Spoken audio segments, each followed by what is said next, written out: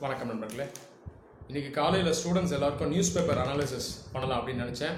ஆனால் இப்போ வரைக்கும் என்னால் பண்ண முடியல. காரணம் என்னென்னா, இன்னும் ஸ்டூடெண்ட்ஸ் கிட்டேருந்து வந்த கொரீஸ்க்கு என்னால் இன்னும் ஆன்சர் பண்ணி முடிக்க முடியல. நிறைய பேர் இமெயில் பண்ணியிருந்தாங்க, காமெண்ட்ஸில் ஃபீட்பேக் கொடுத்துருந்தாங்க.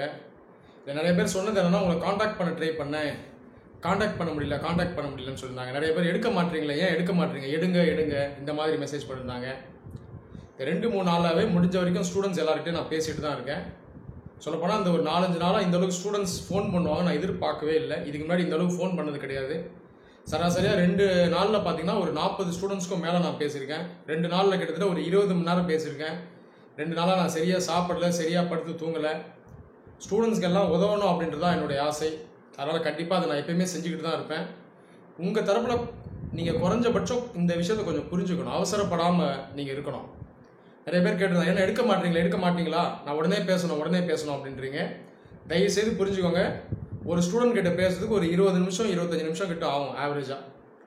ஒரு நாளுக்கு 20 பேர்கிட்ட பேசினா 500 நிமிஷம் ஆகிடும். 500 நிமிஷங்கிறது எவ்வளோ மணி நேரம்ன்றதை நீங்கள் புரிஞ்சுக்கணும்.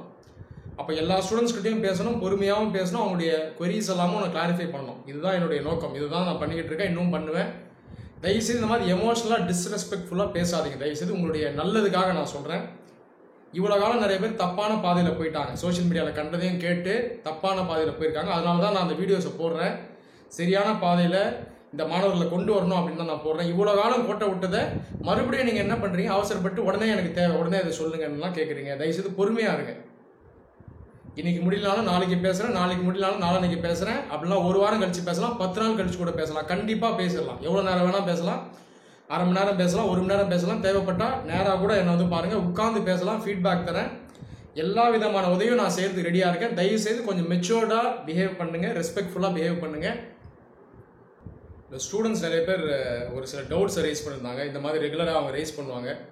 இல்லை பிரச்சனை என்னென்னா, நிறைய queries பார்த்தீங்கன்னா ஒரு ஐஏஎஸ் ஆஸ்பிரண்ட்டுக்கு இந்த சந்தேகம் குழப்பம்லாம் தேவையே இல்லை. உதாரணத்துக்கு ஐஎஃப்எஸ் இதுக்கு வந்து இதில் செலக்ட் ஆனவங்க எந்த அளவுக்கு மார்க் எடுத்திருப்பாங்க, எந்த ரேங்க் வரைக்கும் ஐஎஃப்எஸ் போயிருக்கோம், எந்த ரேங்க் வரைக்கும் ஐபிஎஸ் போயிருக்கோம், அதே போல் இந்த சர்வீசஸ்னுடைய பிரேக்கப்லாம் என்ன, நம்ம ஸ்டேட்னுடைய பிரேக்கப் என்ன, நம்மளுடைய மாநிலத்தில் எவ்வளோ பேர் செலக்ட் ஆகிருப்பாங்க, இதில் எந்த ட்ரெண்டில் மார்க் வந்திருக்கோம், இந்த மாதிரியெல்லாம் கேள்வி நிறைய பேர் கேட்குறாங்க. அது இல்லாமல் யூபிஎஸ்சி ஃபியூச்சரில் சேஞ்சஸ் கொண்டு வருவாங்களா, ஆப்ஷனில் எடுத்துருவாங்களா, வேறு மாதிரி ஏதாவது மாற்றம் வருமா, இந்த ரேஷனலைசேஷன் பிளான்னால நாளைக்கு ஒருவேளை சர்வீசஸ் கம்மியாக போயிடுமா, இல்லை லேட்டரல் என்ட்ரினால சர்வீசஸ் கம்மியாக போயிடுமா, இந்த மாதிரியெல்லாம் கேள்வி கேட்குறாங்க. இதை நான் ஏற்கனவே ஆன்சர் பண்ணிட்டேன். இந்த மாதிரி விஷயங்கள்லாம் மண்டேல போட்டு குழப்பிக்காதீங்க. இதெல்லாம் ஒரு பிரச்சனையே கிடையாது. யூபிஎஸ்சி பொறுத்த வரைக்கும் எதையுமே ப்ரெடிக்ட் பண்ண முடியாது.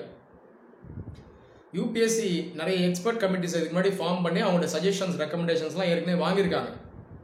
20 வருஷம் 30 வருஷம் முன்னாடி கொடுத்த சஜஷன்ஸ் நிறைய இன்னும் இம்ப்ளிமெண்ட் பண்ணலை. ஆனால் ரீசெண்டாக கொடுத்த நிறைய ரெக்கமெண்டேஷன்ஸ் இம்ப்ளிமெண்ட் பண்ணிட்டாங்க. இன்னும் பண்ண போகிறாங்களா அப்படின்னு கேட்டிங்கன்னா பண்ணலாம். யாருக்குமே தெரியாதுங்க. யூபிஎஸ்சி சேர்மனுக்கே தெரியாது. யூபிஎஸ்சி சேர்மன் மட்டுமே முடிவு எடுக்கிறவர் கிடையாது. அதனால் தேவையில்லாத விஷயங்களை மனசில் போட்டு குழப்பிக்காதீங்க. நாளைக்கு ஆப்ஷன்லேயே தூக்கினா கூட பரவாயில்ல, அதுக்கு பதிலாக ஜிஎஸ் உட்காந்து படிச்சுக்கலாம். ரேஷனலைசேஷன் பிளான் பார்த்தீங்கன்னா உடனே எனக்கு தெரிஞ்சு இம்ப்ளிமெண்ட் ஆகாது. அப்படியே ஆனாலும் பரவாயில்ல, அதில் உங்களுக்கு பாதிப்பு இருக்காது. நீங்கள் செலக்ட் ஆகிட்டு போயிட்டே இருக்கலாம். லேட்டரல் என்ட்ரி வருதா, அது பாட்டு வந்துட்டு போட்டோம். அதில் ஒரு சில பேர் செலக்ட் பண்ணிட்டு இருப்பாங்க. நீங்கள் வந்து டைரக்ட் என்ட்ரியில் நீங்கள் போங்க, நீங்கள் டைரக்ட் ரெக்ரூட்மெண்ட்டில் போங்க. சொல்லப்போனால் இன்னும் ஐஏஎஸ் ஐபிஎஸ்லாம் நிறைய வேகன்சிஸ் இருக்குது, ஷார்ட்டேஜ் இருக்குது. இன்னும் ஒரு சில வருஷங்களுக்கு போஸ்ட் வந்துக்கிட்டே தான் இருக்கும். இந்த குழப்பங்களெல்லாம் விட்டுடுங்க. இதெல்லாம் தேவையில்லாத கேள்வி. ஆனாலும் நான் அதெல்லாம் ஆன்சர் பண்ணிட்டு தான் இருக்கேன். மறுபடியும் இதெல்லாம் வருது. உங்கள் நல்லதுக்கு சொல்கிறேன். இதெல்லாம் மண்டேல போட்டு உடச்சிட்டு இருந்தீங்கன்னா படிக்க முடியாது.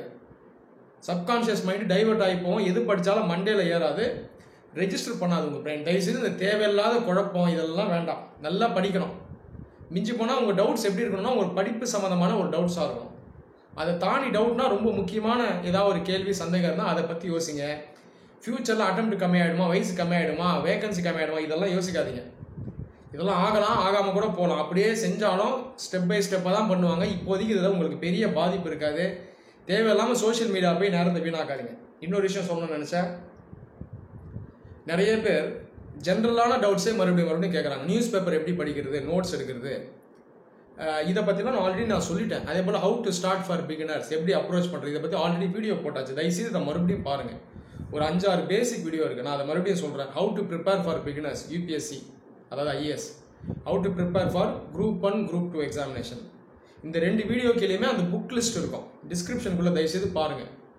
வீடியோஸ் தயவுசெய்து ஃபுல்லாக நுணுக்கமாக கேளுங்க, பொறுமையாக கேளுங்க. மேலோட்டமாக கேட்டிங்கன்னா புரியாது. நிறைய பேர் அதை பார்த்துட்டான்னு சொல்கிறாங்க, ஆனால் அதே டவுட்டை மறுபடியும் கேட்குறாங்க. இந்த வீடியோஸை பொறுமையாக கவனித்து கேளுங்க. இதை நீங்கள் ஃபாலோ பண்ணாலே போதும், நீங்கள் சரியான பாதையில் போயிடுவீங்க. அதே போல் இன்னொரு video, how to read news paper, how to take notes from news paper, how to memorise and understand properly. இந்த மாதிரி வீடியோஸ்லாம் முதல்ல கேளுங்க, தயவுசெய்து ஃபுல்லாக கேளுங்க, உங்களுக்கு ஒரு நல்ல ஐடியா கிடைக்கும். ஸோ இதை கேட்டிங்கனாலே போதும், உங்களுக்கான விடைகள் எல்லாமே இந்த வீடியோஸ்குள்ளே இருக்குது. அடுத்தது இந்த கேள்வி ஒரு 3-4 பேர் கேட்டிருந்தாங்க. மக்கப்புக்கும் நாலேஜுக்கும் என்ன வித்தியாசம்? நீங்கள் நாலேஜை வந்து இம்பைப் பண்ணணும், மக்கப் பண்ணால் பிரோஜனம் இல்லைன்னு சொல்கிறீங்க, என்ன வித்தியாசம் அப்படின்னு கேட்குறீங்க. இதை பற்றி நான் நிறைய முறை பேசிட்டேன், பல வீடியோவில் நான் பேசியிருக்கேன். நீங்கள் ரொம்ப ஒன்றும் குழப்பிக்கவே வேணாம். என்னுடைய சப்ஜெக்ட் வீடியோஸை கேட்டாலே போதும். ஒரு டாபிக் எடுத்து அந்த வீடியோவை கேட்குறீங்கன்னா எப்படி படிக்கணுன்றது உங்களுக்கே புரிஞ்சிடும். எப்படி நாலேஜ் எந்த விதத்தில் நம்ம மைண்டில் கொண்டு போய் சேர்க்கணும், மனப்பாடம் பண்ணாமல் அறிவை மட்டும் எப்படி கொண்டு போகிறது, அதே போல் தேவைப்படுற ஃபேக்ட்ஸ் அண்ட் ஃபிகர்ஸை மட்டும் நம்ம எப்படி மைண்டில் கொண்டு போகணுன்றது ஆட்டோமேட்டிக்காக உங்களுக்கு தெரிஞ்சிடும். தயவுசெய்து இந்த வீடியோஸை பாருங்கள். அந்த வீடியோஸை பார்த்தாலே, உதாரணத்துக்கு ஒரு டாப்பிக்கில் ஒரு வீடியோவை பார்க்குறீங்கனாலே அந்த டாபிக் சம்மந்தமாக, சப்ஜெக்ட் சம்மந்தமாக ஒரு ஐஏஎஸ் ஆஸ்பிரண்ட் எப்படி யோசிக்கணும், அவருடைய மனநிலை எப்படி இருக்கணும், எதை படிக்கணும் எதை படிக்கக்கூடாது, எந்தெந்த திசைகள்லாம் டைமென்ஷன்ஸ்லாம் யோசிக்கணும், அவருடைய சிந்தனை அந்த அனாலிட்டிக்கல் எபிலிட்டி எப்படி இருக்கணும், அவங்களுடைய சொந்த ஒப்பீனியன் வியூஸை எப்படி தரணும், எல்லாமே ஆட்டோமேட்டிக்காக கிடச்சிடும். ஆட்டோமேட்டிக்காக அந்த பாதையில் நீங்கள் வந்துடுவீங்க. அப்போ தயவுசெய்து இந்த வீடியோஸை பாருங்கள். இப்போ இந்த ஃபோன் பண்ணுற ஸ்டூடெண்ட்ஸ் தயவுசெய்து அந்த டைமில் என்னால் எடுக்க முடியல அப்படின்னா மறுபடியும் பேசலாம், நாளைக்கு பேசலாம், நாளான்னைக்கு பேசலாம், அடுத்த வாரம் கூட பேசலாம், கண்டிப்பாக பேசலாம். தயவுசெய்து அவசரப்படாதீங்க. வாட்ஸ்அப்பில் மெசேஜ் பண்ணிங்கன்னா கூட நான் ரிப்ளை பண்ணுறேன். முடிஞ்சால் அன்றைக்கே பேசலாம், இல்லை அடுத்தடுத்த நாளில் பேசலாம், ஒன்றும் அவசரம் இல்லை. இன்னும் 1 வருஷம் இருக்குது. இமெயில் பண்ணுறவங்க நான் வந்து 24 மணி நேரத்தில் எல்லா இமெயிலுக்கும் ரெஸ்பாண்ட் பண்ணுவேன். தயவுசெய்து அவசரப்படாதீங்க. சில பேர் நான் மெயில் பண்ணிட்டேன், ரிப்ளை பண்ணுங்கன்றீங்க. தயவுசெய்து 24 மணி நேரம் பொறுத்துருங்க. 24 மணி நேரத்துக்குள்ளே நான் கண்டிப்பாக ரிப்ளை பண்ணுவேன். என்னோடய கான்டாக்ட் டீட்டெயில்ஸை நான் அந்த இமெயிலில் தருவேன். அதுக்கப்புறம் நீங்கள் எடுத்து எனக்கு கால் பண்ணுங்கள். முடிஞ்ச வரைக்கும் எல்லாருடைய குவீஸையும் நான் ஆன்சர் பண்ணுறேன். மீன் டைமில் இந்த கைட்லைன் வீடியோஸை தயவுசெய்து எடுத்து பாருங்கள். இந்த ஒரு 5-6 வீடியோ கிட்ட இருக்கும், தயவுசெய்து எடுத்து பாருங்கள். சொல்லப்போனால் எல்லாத்துக்கும் வீடியோ இருக்குது. எத்திக்ஸ் பேப்பர் எப்படி அப்ரோச் பண்ணுறது வீடியோ இருக்குது, மெயின்ஸ் எக்ஸாமினேஷன் எப்படி எழுதணும் அதுக்கு தனி வீடியோ இருக்குது, எஸ்ஏ பேப்பர் எப்படி அப்ரோச் பண்ணணும் அதுக்கு தனி வீடியோ இருக்குது. எல்லாத்துக்குமே சொல்லப்போனால் வீடியோ போட்டிருக்கேன். இந்த வீடியோஸ் எல்லாம் இந்த மீன் டைமில் பாருங்கள். சொல்லப்போனால் அதை முதல்ல பாருங்கள், அப்போ தான் ஒரு ஐடியா இருக்கும். நீங்கள் ஃபோன் பண்ணி கேள்வி கேட்டால் கூட நான் இதே தான் சொல்லுவேன். வீடியோவில் சொன்னது தான் நான் மறுபடியும் சொல்லுவேன். ஷார்ட்கட்னு ஒன்று கிடையாது, டிப்ஸ் எல்லாம் அதில் கிடையாது. ஏற்கனவே சொன்னது தான் நான் மறுபடியும் சொல்ல போகிறேன். ஸோ இந்த மீன் டைமில் இந்த வீடியோஸை கேளுங்க. மறுபடியும் உங்ககிட்ட நான் ரிக்வஸ்ட் பண்ணி கேட்டுக்கிறது, தயவுசெய்து பொறுமையாக இருங்க.